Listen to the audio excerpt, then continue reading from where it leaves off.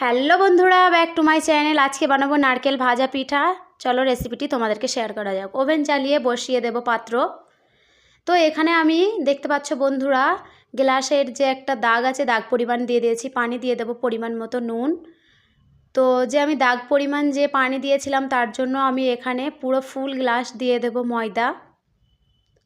তো ময়দাটা দেওয়ার পরে এটাকে অনবরত নাড়াচাড়া করতে হবে বন্ধুরা, না হলে খুমিরের তলাটা পুড়ে যাবে আর কি। এটাকে অনবরত নাড়াচাড়া করে এরকমভাবে খুমির বানিয়ে নিতে হবে বন্ধুরা। তো বন্ধুরা কম বেশি সবাই খুমির করতে পারে। তো এদিকে নাড়াচাড়া করার পরে তো দেখতে পাচ্ছ বন্ধুরা, এদিকে খুমিরটা একদম রেডি হয়ে গেছে। খুমিরটাকে উঠিয়ে নিয়ে রেখে দেবো 2 মিনিট রেস্টে। 2 মিনিট পরে খুমিরটার ওপরে পানি ছিটিয়ে ছিটিয়ে একটা ডো বানিয়ে নেবো। তো দেখতে পাচ্ছ বন্ধুরা, ফাইনালি ডোটা রেডি হয়ে গেছে। এটাকে এখন আমি 5 মিনিট রেস্টে রেখে দেবো বন্ধুরা।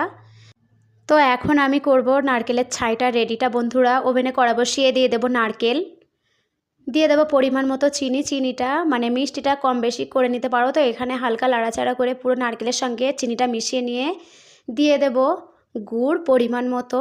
তো দেখতে পাচ্ছ বন্ধুরা গুড়টা কতটা ডেলা ডেলা। গুড়টা, চিনিটা আর নারকেলটা অনবরত নাড়াচাড়া করে যাতে গুড়টা একদম গলে যায়, একটা ছাই বানিয়ে নিতে হবে। তো ফাইনালি ছাইটা রেডি হয়ে গেছে বন্ধুরা।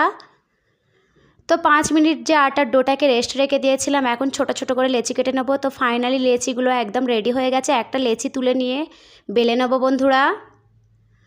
তো পরস্পর সব লেচিগুলোকে একটা একটা করে সব কটাকে বেলে নেবো বন্ধুরা।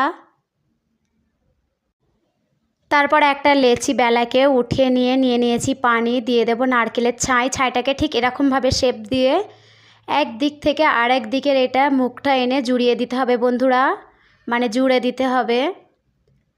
তো এটাকে এখন হাতে উঠিয়ে নিয়ে এটাকে ভালো করে জুড়িয়ে নিতে হবে, না হলে ছেড়ে যাবে বন্ধুরা। তো এখানে হালকা পানির সাহায্যে এটাকে ভালো করে জুড়ে নিতে হবে। তো এখন আমি করব ডিজাইন। আগুলে পানি লাগিয়ে লাগিয়ে এরকমভাবে একটু ভিজিয়ে নিতে হবে বন্ধুরা কানাগুলোকে। তারপরে এরকম করে মুড়িয়ে মুড়িয়ে নিতে হবে বন্ধুরা।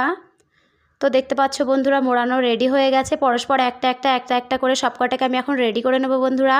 এখন চলে যাব পিঠাগুলো ভাজতে। ওভেনে পাত্র বসিয়ে তেল গরম করে শেপ দিয়ে রাখা পিঠাগুলো তেলের ওপরে দিয়ে দেব বন্ধুরা। তো দেখতে পাচ্ছ বন্ধুরা পিঠাগুলো কত সুন্দরভাবে ফুলে উঠছে। তারপর পিঠাগুলোকে একটা একটা করে উল্টে পাল্টে ভেজে নিতে হবে বন্ধুরা। তো দেখতে পাচ্ছ বন্ধুরা পিঠাগুলো কত সুন্দরভাবে ফুলে উঠেছে। আমার তো দেখে খাওয়ার থেকে দেখতে খুবই ভালো লাগে, বানাতেও খুবই ভালো লাগে বন্ধুরা। তো বন্ধুরা পিঠার রেসিপিটা কেমন হয়েছে অবশ্যই কমেন্ট করে জানাবে। তো দেখতে পাচ্ছ বন্ধুরা এদিকে হালকা কালার চলে এসেছে। তো ফাইনালি একদম ভাজা রেডি হয়ে গেছে। এখন